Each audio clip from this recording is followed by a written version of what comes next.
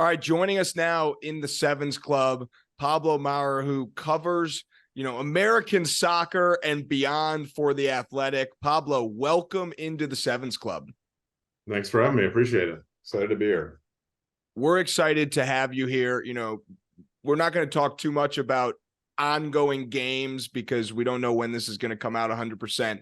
Last night, USA looked great. We're going to start with this. What have you been seeing lately with any trends of U.S. soccer, American soccer that has gotten people more excited about the sport? And that's kind of a softball question because I know there's a really, really easy answer to that. Actually, my answer might be different. I mean, I think all the, for example, the Greg drama, all the sort of extrinsics around the U.S. national team, I think it's kind of good for the program. I think it's driving more interest in a much more dramatic way because honestly, the U.S. men between World Cups can sometimes get a little stale. Sometimes they don't have the best opponents.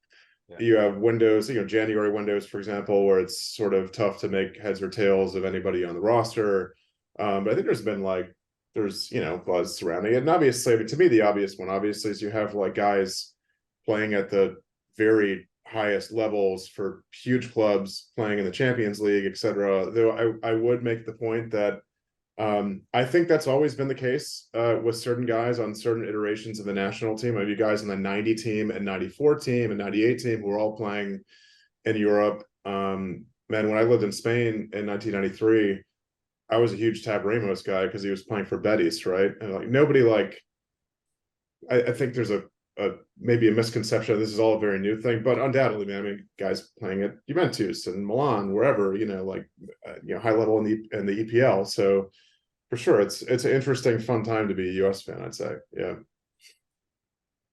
So obviously, Jeff has different experiences than both myself and you when it comes to. I think Jeff's opinion on this might be slightly more valid than mine or yours. But thanks for asking.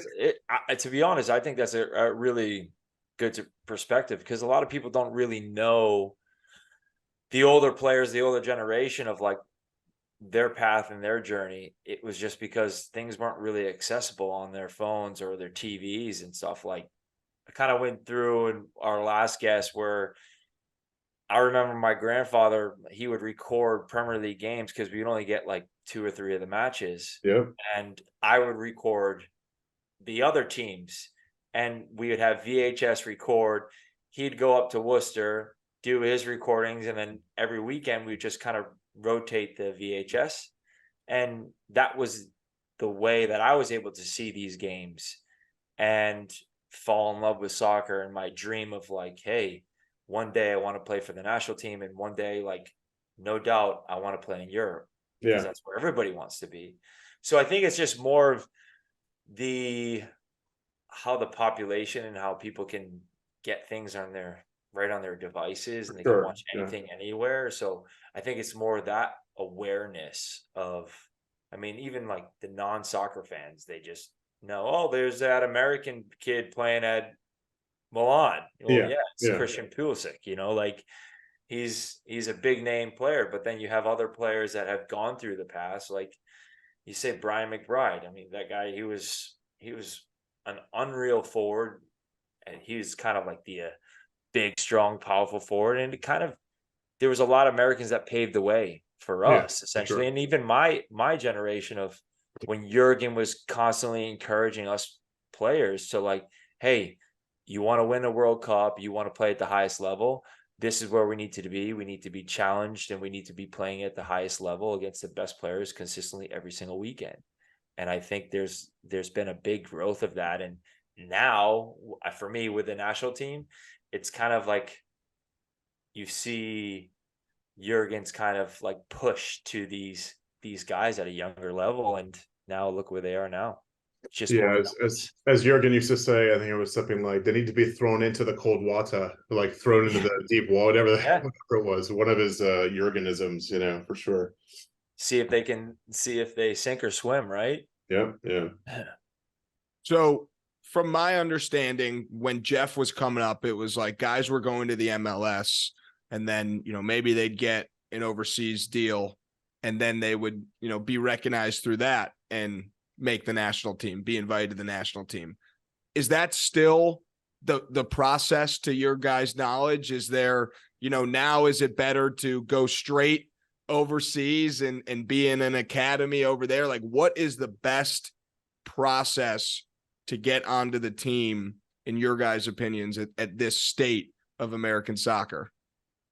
I mean, the way I see it, I mean, most parents, I mean, obviously club soccer, youth soccer is like hyper competitive, insane thing now, right? And I think, there's still definitely a place for MLS academies. You see players like Brennan Harrison, I mean, they're guys who, but to me, it's like the goal is always to go to Europe, period, right? At this point. And I think a lot of it has to do with what Jeff said, the accessibility of all these, like games, and they'd sort of see guys like Christian over there doing it.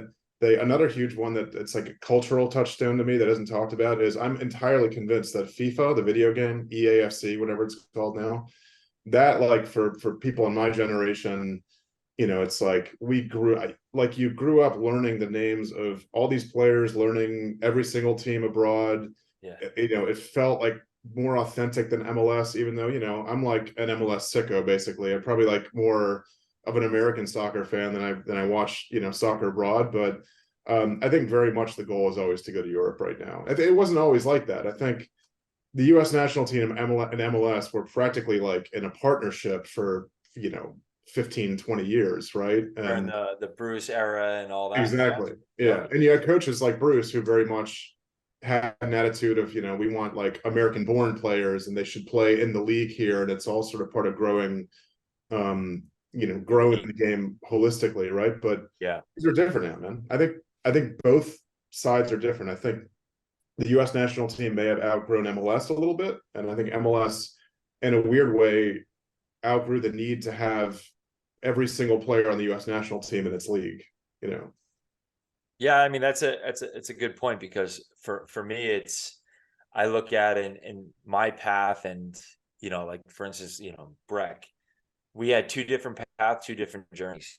Youth national team was this big name, and I was a 42nd draft pick, and I was a nobody essentially. And then I ended up getting drafted to probably one of the best teams, Houston Dynamo, with Dom Kinnear. And like, I'm walking in as a rookie, and I'm playing with all veterans that are playing the national team. And it was just a way of how to handle things. And it taught me really how to be a professional, because I looked around the room and every guy they just had their regiments and they had their systems. And, there was really no funny business essentially. And it was just like, they get in, they get out, and they're there. And for me, when I moved abroad, that was more of that. And they get it at a younger age. So like, we have MLS academies, great, fantastic. But what about all the other academies around, essentially, that don't have the professional environment, that that are lacking the, just the simple things that build the foundation. Like, what's your mentality? You come in here, you come in here to work. It's a working day, and every day is a working day, because guess what? If you don't prepare and you don't train well today, the next person, the next kid's going to come in and take your spot. And it's more ruthless like that. And it's more cutthroat, you could say. So with the access of all these European teams, all they want to do, they want to get the best talent. And as soon as they bring that best talent in, they want to develop them. And their business model, if they develop them, they sell them, great. If they turn out to be an absolute worldly of a player, they're on the first team. But if not, they'll sell them or whatever, and they'll go to another league or a lower league, but they'll still get money off of what they, raised. And for me, kind of what you touched on, Pablo, is like, for me at least, there's a lot of players that kind of fall through the gaps of, they take a player in, not really going to pan out. Okay, on to the next one. It's like, well, what happened to that kid that we all saw the ability to? Maybe he just wasn't prepared. He wasn't in the right environment to be constantly tested mentally on and off the field. And yeah, man, I think it's a huge hurdle for the US to get to that, essentially. Pablo, I want to transition this a little bit to MLS. You mentioned you're a huge MLS fan. I had the pleasure of going to my third or fourth ever MLS game in Chicago, the Fire against Miami. There was a key contributor missing from that Miami team. However, there was 5 goals in the second half, which was so fun for me. So I want to ask you, one, Messi's bodyguard. I saw your story about that.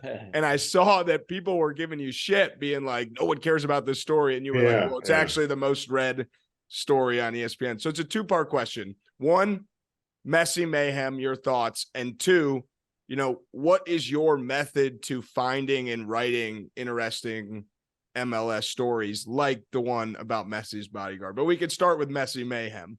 Yeah. Well, real quickly, my entire ethos as a writer is to write about shit that people wouldn't normally think they cared about. I mean, I wrote like 7,000 words on the 2002 U.S. national team photo shoot, the Atlanta Donovan water fountain photo. I mean, that story killed because it's embedded in American soccer culture. So I went out and talked to the photographer, and I talked to every player except Landon, who didn't want to talk. But to me, that's a design feature. If you tell me, if somebody's like, nobody asked for this piece, I'm like, yeah, that's why I wrote it. You know what I mean? The Messi mayhem stuff, man, it's like I have mixed feelings on it. If I'm being honest with you, dude, I've done in person 9 of the games, covered them for the Athletic. It's basically been my full-time beat since he arrived, and even honestly before he arrived. And I'm a little burnout on it. I think it's incredible he's here. It's great for the league, obviously, and he's the greatest ever. Obviously, it's a privilege to watch him and cover him and stuff like that. But I don't know. You eat the same thing every day for 6 months, and it's like I hope MLS can seize on this and make more holistic changes to its business model, the roster regulations, all this other stuff. Because I gotta be honest with you, Andrew, I think there's a lot of buzz right now around Messi, the 2026 World Cup, and there's other stuff. Probably they'll have the 2027 Women's World Cup here, Club World Cup, Copa America, all Messi, all this sort of stuff. And I think MLS has always said stuff like, in 5 years, we're going to be like one of the world's, premier leagues. And they keep moving the goalposts and moving the goalposts. And I'm like, man, if in 2027, after the World Cup, all this other stuff, Messi was here for MLS isn't truly culturally relevant or respected globally, I don't know that it ever will be. And I mean, I think that's actually probably fine. I don't, you can't really play that card anymore. Exactly. It's I'm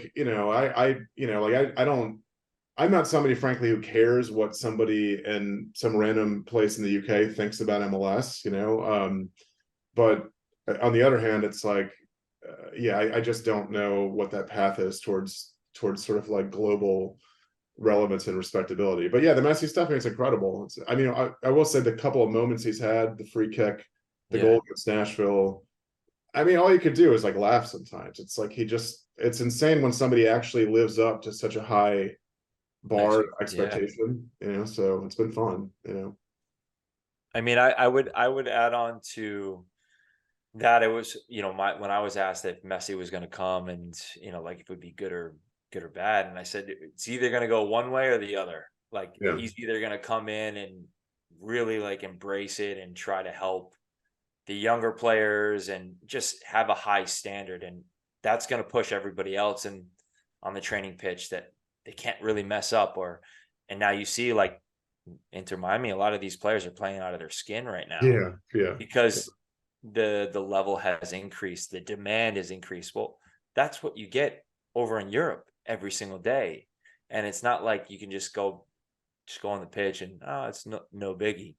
But now the demand, more eyes on them, so that just increases it. Or it could have gone the other way, where he just came here and said, all right, sweet, all right, I have my place in Miami, I'm good, shows up to train when he wants to train and all that kind of stuff. And then that could be a domino effect of giving these young kids, this is what a top pro does, or essentially it could have a negative effect. But for me, looking on now, it's this is amazing. It's amazing for the league. But like you said,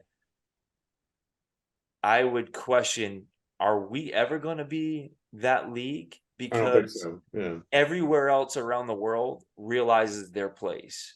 And the place is we sell to the top clubs in the world.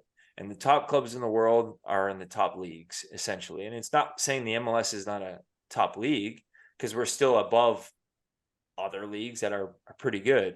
But you have La Liga, you have Premier League, and you have Bundesliga. Essentially, those are like, 3 or 4 of the biggest leagues with top players, top clubs. And that's where all the players want to go, because that the infrastructure's there, the money's there, the TV right deal. Until then, I can't see it happening. And it's okay to be a feeder program. It's not, hey, what's better than me coming through the ranks and all of a sudden I'm sold over to Stoke City and I'm in the Premier League. Great. That's a kudos to MLS. I played in the MLS for 5 years. That's awesome. That's where I started my career.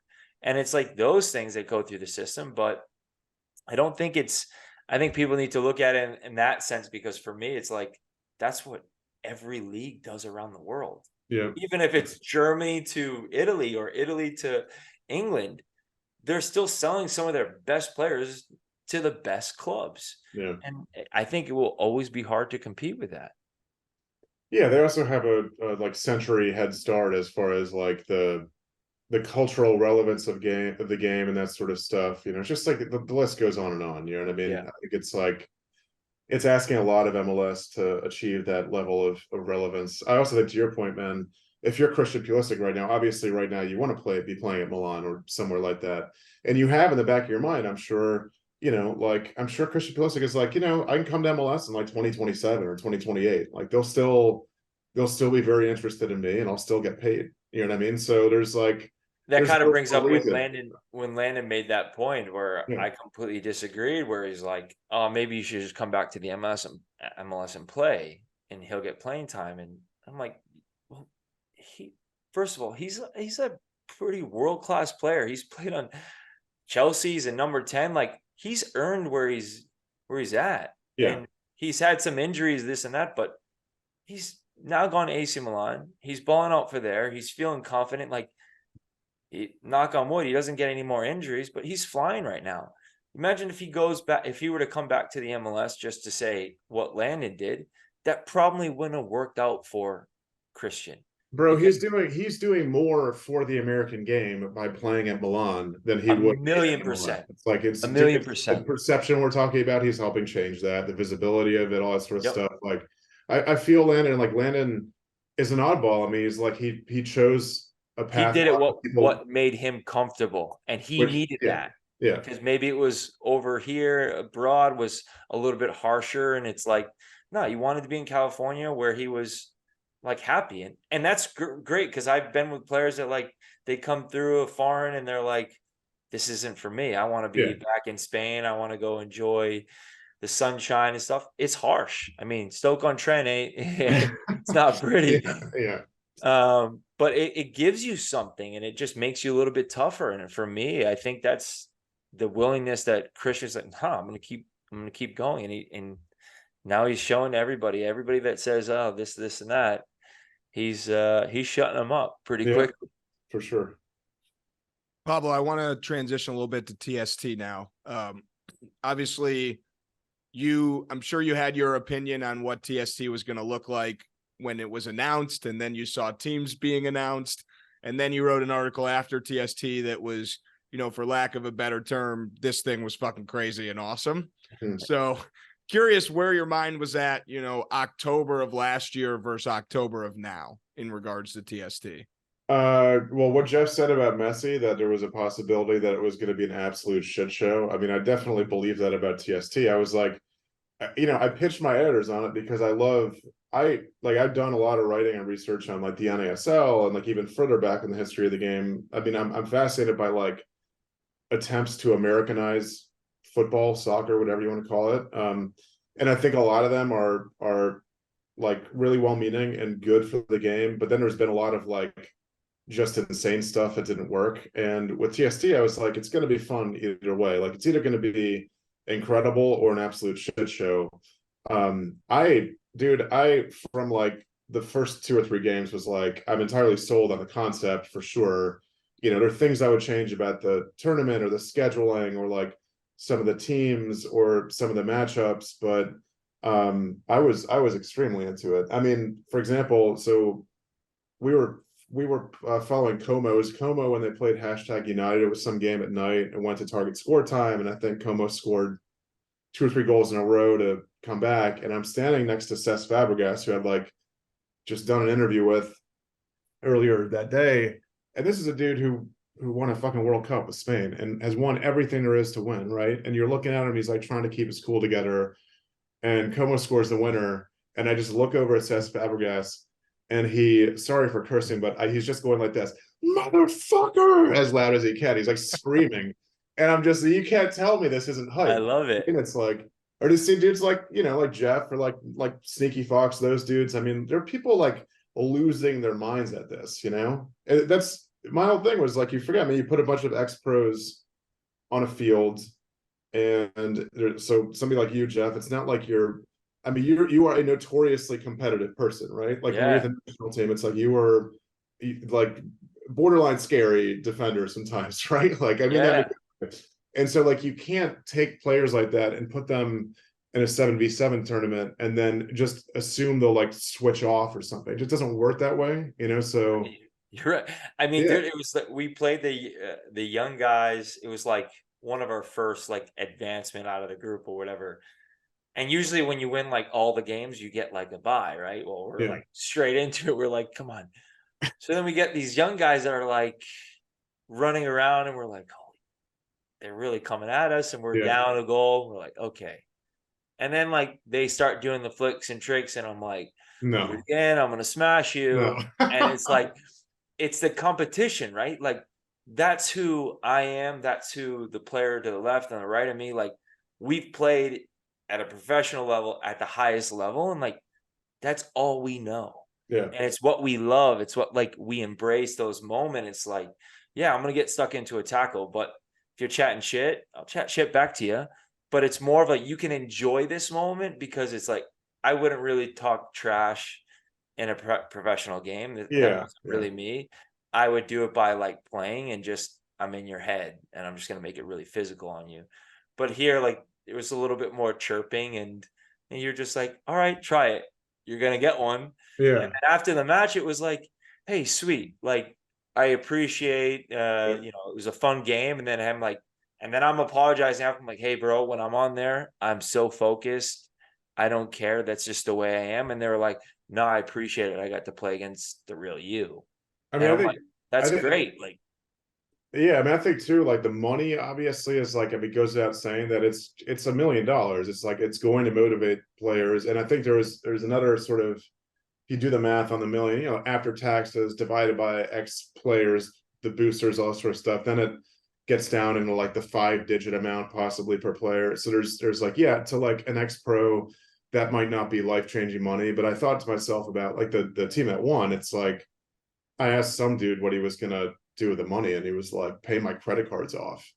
Or like, you know, another dude was like, my kids, like all my money goes to my kids. And it's like, that is life-changing money. Even that amount of money to like just a Joe Schmo off the street is like more money than they've seen in one place at any given time, you know? So to me, it's like all the different motivating factors sort of like come together to like to make it good. I gotta ask Jeff, like, what would you change about your experience there? Like what were some things you change about TST? that's a great question. One I would say is out, like, Andrew, if it ends up being no, I think it was just some of the things where, you know, the prep, I wanted to actually enjoy some of the other games, right? Like, and be able to go there, but it was like, you had your game and then you're back into your trailer, you're changing, and then you might have a game like later on that afternoon at like a 3 or 4 o'clock, but you're doing everything you can to recover because the games are like, they're short, but they're super intense. So it's like, when you have a little bit older guys, you're like, all right, no, we need to take their time. And for me, it's like, you have your professional mindset. It's a switch. You turn on and you do everything. So I'd say like more of like, for the ability for teams to kind of see other teams, and like, it might be because there were actually guys and teams that I didn't even get to see at all. They were already knocked out or whatever. Yeah. But then maybe the target score, or there's got to be like if you're smashing a team like 4 or 5-0, and then you have to go to target time, you're like, I can score another goal. Like, come on, like it's got to be like a mercy rule or something, right? Like you don't have to go to target time. But then the target time was interesting because it made it so different. It was like, all right, this is the last 5 minutes of the game. You just got to clear the ball out and just hope for the best. It's like you're defending on your toes, it was things like that. But I think I'm probably missing a few other things, but I would just say more ability and more access to kind of be around. And then you could say some of the miscellaneous things with like the changing rooms and stuff like that. But I mean, at the end of the day, everybody was super happy and pumped, and it was just a really cool tournament. And I can't wait for the next one. So for sure. I have a question for you is, what like teams or players do you think would like fit into this tournament? Like what would be, if you could choose a team specifically, or a couple players, you'd be like, ooh, this could be like pretty badass. Yeah, I mean the players that come to mind immediately for me are, so I think some teams got the memo on the MASL players, the indoor players. I knew they would thrive in that setting, and they did. These are dudes who are obviously not like names, but I mean, I did some work for the MASL a few years ago at a podcast, so I ended up just watching a ton of the league, and I knew those guys would thrive. And then I think about creative playmakers in MLS, like someone like Lucho Costa, or like crafty, small, like good vision. Yeah. I feel like they would thrive too. But honestly, man, what I realized about TST within like the first 3 games was, if you had like size up front and a very good goalkeeper, especially one who was like good with her feet and knew how to like distribute the ball, like you were gonna survive in the tournament regardless. Yeah. So I do think maybe my mind is warped. I'm like, I don't know, maybe you want like crafty players, like like futsal type dudes, but in reality, it's like teams that just had big target dudes and good goalkeepers went pretty far, so I don't know. Speaking of the indoor guys, that was our biggest adjustment, because we're like, every 2 minutes, we're like, there's 4 more guys coming in. Yeah. Changing. And we didn't know what we were doing, because we were like, are we changing? Like, we didn't even have our lineup set until like the day before, and we didn't have our kits or anything. I mean, we were like kind of like we warmed up on the turf field, walked down, we warmed up for 20 minutes. We're like, are we getting ready for this game? And then we get on the pitch, and it's like, all right, we got to wait for TV time. So we got another 20 minutes, and then we're just standing there like, and all the other teams are like warming up properly. I'm like, this is great. And we didn't know what to really do with ourselves. Yeah, of course. But you know what to expect. That was part of the charm of it. It's just like, I mean, I think I'm eager to see year 2. Like, I'm eager to see what refinements y'all make. I don't know if you guys are planning this. I would like, if the tournament gets big enough, maybe it already is, I would just do a women's bracket. I think the co-ed thing was cool, and it's also like only so compelling to watch like Wrexham just obliterate a U.S. women's national team legend, team. Like, those women are all like insane athletes, but it was after the game, like Lori Lindsay or Heather O'Reilly, somebody was like, I was talking to them, they were like, well, the first thing you notice is just like the difference between men's and women's bodies. And it's like, like you look at that, whatever the 8 foot tall forward they had, what I mean? It was never gonna was undefendable basically. So I think it'd be super compelling to do like a women's bracket. There are other little tweaks I'd make, but I gotta say, I was like, for a first year event, I was shocked at how smoothly went off, like I don't know. So I'll be there again, If the Athletic pays me to go there again, I will absolutely go there again. We'll make sure that the Athletic pays you. We'll make a phone call to make sure that happens. Before we get you out of here, and I appreciate what both of you guys were saying about TST. Obviously, year 1 for everyone involved, it was electric. Personally, what I loved most was, Jeff, no offense, but when you guys were eliminated and seeing you watching the games in the cabana, hanging out, getting to watch everyone. Heather O'Reilly's in the Como crowd cheering. Like, that was what I thought was so crazy about TST. So if you guys got eliminated, but then like earlier, secretly dying inside that should be us right now. Yeah. Like, but that was the thing. Like, we just realized, like, it to the end with our group, we just needed a few younger guys that with a little bit more experience that were able to adapt, because it was the indoor, the futsal teams, and then you have actual like footballers that play 11v11, and you're just like, it's a mix between both. And then it's really, really hard, because it's like you're adapting to them, they're trying to adapt to you, and it just mix like the two games kind of brings it together essentially. So I think there should be rules though, like, hey, maybe it can't be a full indoor team that's allowed to come through. It's got to be a mix of players, right? If not, it's going to be a little bit tough to beat some of these. I mean, they just rotate. Jeff is just trying to rig the competition. So yeah, exactly. Yeah, it's whatever, like, we got to rig it the other way. The chemistry is the biggest thing to me.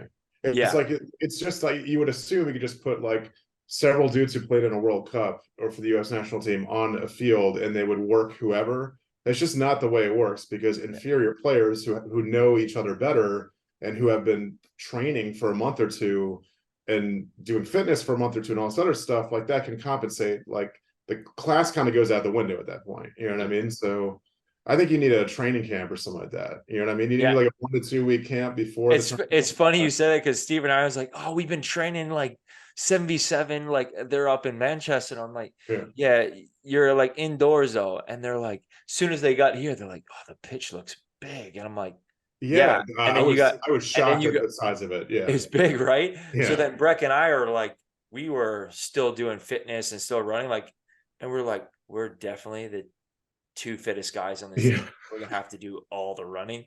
And like the first like maybe 5 minutes, guys were like breathing, struggling. I'm like, yeah, it's a little different than playing inside in an indoor facility up in Manchester. But I think they're planning on coming down to Florida a week before, so we get it adjusted to the heat and then prepare a little bit better. So, but no, it was an amazing time, and I always looked and I saw him in the corner, and he'd always have a nice little mixed drink with him. yeah, exactly. Right. That was taking it all in. Andrew, my other favorite part about TST was I basically just drank on the job for so whatever. Because only, eventually just exploited my media pass to walk into the cabana area and just start drinking constantly. So and then when the player went to go get in, when we get knocked out, they're like, no. yeah, exactly. Get out of here, scrub. But it was a great event, and I'm excited to be a part of it next year for sure. So Pablo, before we get you out of here, we talked a little bit before this started, but we know that writing for soccer was not always your career or your first love. Just want to give you opportunity to talk about some of the cool things you do outside of being a writer, and how you kind of transitioned from doing those things to being a writer. Yeah, I don't know. Let's see. I failed out of high school. I never went to college. I bartended for several years. I went to like a community college to learn how to work on cars. Then I worked on cars for 20 years. I very much love and enjoy doing that. I still do it. My tools are still at a shop in Alexandria in the suburbs here in DC. I probably will go there after I get off this call. I still love, I have 4 or 5 cars of my own, all weird 80s stuff. That's kind of like the time period that I messed with the most, I also was a photographer for a number of years. Soccer writing, I just sort of fell into. It's sort of hilarious. I mean, my parents are from Spain, and I grew up with soccer, and I lived in Spain in the 90s when it was like, you go to like a game, and it was like Cruyff coaching Barcelona with like Stoichkov and Romario versus like Miko Laudrup's Real Madrid teams with these other Ivan Zamorano and these other incredible players. So soccer for me, I've always been sort of soccer obsessed. But as far as writing about it goes, man, I just kind of decided to do it one day, and a few somehow got a following. I think maybe because I'm like a little bit less stale and maybe a little more interesting of a person than many sports writers. No offense to my colleagues. Just ended up doing it. So, but I don't mind if it's all right to ask you a question on that, because yeah, I've been on the other side where you're being interviewed and you're looking for a story, you're looking for that little piece that you can kind of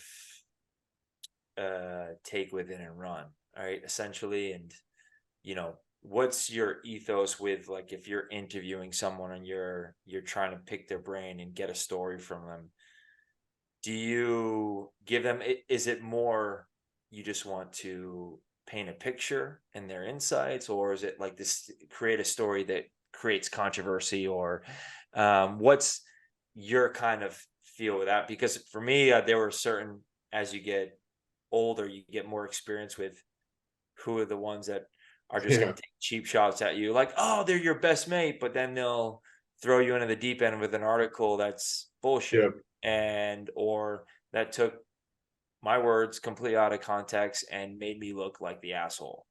And it's not always the case. Yeah, I mean, I sort of adhere to two things. One is, I have a functional knowledge of the game. Obviously, I can probably watch the game at maybe at a higher level than some fans, but at the same time, I'm not like an X's and O's dude, and I will never pretend to. You're never going to catch me writing some analytics piece, any of that stuff, because that's disingenuous. That's not like, I understand the cultural elements of the game. I understand people. I like to think I understand how to have good, trusting relationships with players and coaches and administrators and sources. So to me, that's always the thing. Is like, if you care about your interview subject and you treat them with respect, honestly, it's just going to work out better for you, because you're going to get better stuff. And like, all right, so you, Jeff, obviously, like, there are people out there who are like, this dude leans right in his political views, and like, this guy, I mean, there's a perception of you that exists, right, to a certain subset of soccer fans. Like, to me, that's interesting, right? And it's something I would write about, but it wouldn't be done in a way that's like, Jeff Cameron, I'm like a bad person, Aga, whatever. It's just, honestly, I think the idea of like, I've talked to a lot of like quasi-conservative soccer players in MLS locker rooms. Like, there's a lot of them everywhere, and it's honestly, it's like never written about, because I do think MLS is like very left-leaning. I'm very left-leaning. I don't even mean that in a bad way, but it's like, to me, that's the story. Is like, what it is. What is it like to exist as an American soccer player and be a Republican? I just say that like lazily. Like, that's an interesting story that like nobody really has written, and it's not a gotcha thing. No, and that's where, like, there were, I mean, it was crazy, because, and that's some of the reasons why I don't like post things to family and Twitter. And when I was in the UK, and that made that point of like, okay, I'm Republican, whatever, you can be Democrat, but guess what?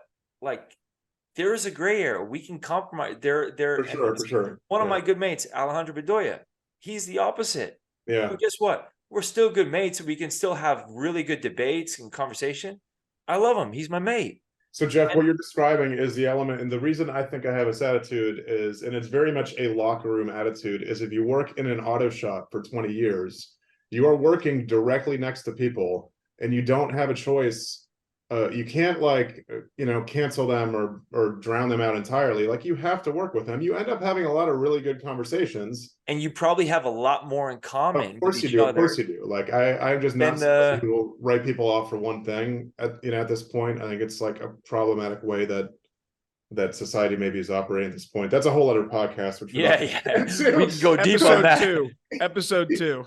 Yeah, exactly. But maybe save that one for Joe Rogan or something like that. But I do think it's like there is like, and I don't think fans really understand that like, I think they would assume that if there's a difference in political opinions between players or something like that, there's animosity, when in reality, like, most dudes in locker rooms get along really well. And the thing that's going to create animosity is when things are going poorly on the field, or somebody's not working, or the first thing that fans say is boom, or XYZ. So, I mean, I personally experienced it, and people were saying some like pretty hateful things, and like putting me between like I have a German Shepherd dog, and he was trained, and put me a picture right next to Hitler, and I'm like, Jesus Christ, what? man. Like, this Yeah. is it's so far gone.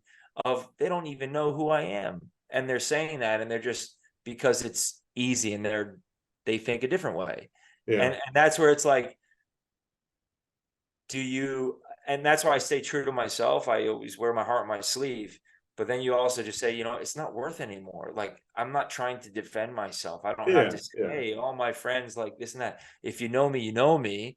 And I don't really care what anybody else thinks anymore, because at the end of the day, that's their thought and their opinion. And it's Well, you not my guys ever job think to about the change. fact that like nobody on the internet really matters? Yeah. This is every single day I have to remind myself, because Twitter, I'm a sports writer on Twitter, man. I get like, I had some dude, I made some joke about the Chicago-Miami game you went to, Andrew. I said, oh, it's like insane that 60,000 people turned out to see like Noah Allen, right? Who's like an academy product for Miami. It wasn't a slight on Noah Allen. Noah Allen No. isn't Lionel Messi. Some random person in Argentina sends me my DMs are open. It says like in Spanish, it says like, how dare you like insult this player? And then it just ended with fail gordo, like you ugly fat whatever. So it's like I have to laugh at that, because it's just like this whole ass human being took time out of his life Yeah. to send me a DM to call me fat and ugly, and it's just like that. I'm not bothered by it. I think it's like that's some of the saddest shit I've ever seen in my life. But you know what? Like, They yeah. wouldn't say it to your face. That's the Oh, of thing. course not. They Yeah. won't, like, being in England, you could get. I had Mark Hughes say, "Oh, you were Rolls Royce tonight." Like, Yeah. probably one of the best games I played I played at number 6. Walked off the pitch, and he was like, "You were incredible tonight. You were like a Rolls Royce." And Yeah. I look on, like, you get home, you're settled down, you just open up your phone, Twitter. You suck, you yank. Go back to like, Yeah. and you're like, what? Like, Yeah. you have your Yeah. managers, your teammates saying, like, praising you, and you're like, oh, this, bro, we crushed the game. Yeah. And you're so confident, you're so like high, and then you're like, you got a fan that probably doesn't know the game, or just says it because he doesn't like you or whatever, and you Yeah. go, and that was my point in that time where I said, you know what? I'm done with it. I Yeah. don't care Not for what me. people say, because at the end of the day, they don't know the ins and outs in the locker room, or what the coach said, or this and that. And I go, take it with a grain of salt. So one is, I just want to say, I appreciate you Oh, and thanks, man. Yeah. your ethos and how you go about your business. And because we need more journalists, we need more people like you, instead of some of the hacks that are out there that literally just they go to make a story to create it controversial, and whether it's good or bad for the player, it's not fun, and then it pushes that message and that opinion on to the fans, and the fans think that about the player, and it's not Yeah. fair. Yeah. So Yeah. I get it. I would say, like, kudos to you, man, and keep doing what you're doing, bro. Yeah. Andrew's like, wrap it up. No, I think he's nervous about where this is going. no, It's no. like... I think the perfect way to summarize everything we've talked about and social media and craziness and TST is to tell you that you're sharing an episode with Ocho Cinco on the feed. So that's the Oh my full God. circle of just craziness of TST and social media right there. Yeah. Andrew, one last thing I'll say. I asked, Jake, what is Jake's title with TST? He sort of does a little bit of everything. I asked him once, I said, who is your dream realistic TST cat? And his answer was so good, and so realistic to me. He said Mario Balotelli. And I said, man, he would I feel like he would do it for a little bit of money, and it would be like wildly entertaining. And so I fully expect to see Mario Balotelli there. And then with the why always me. Exactly. Yeah.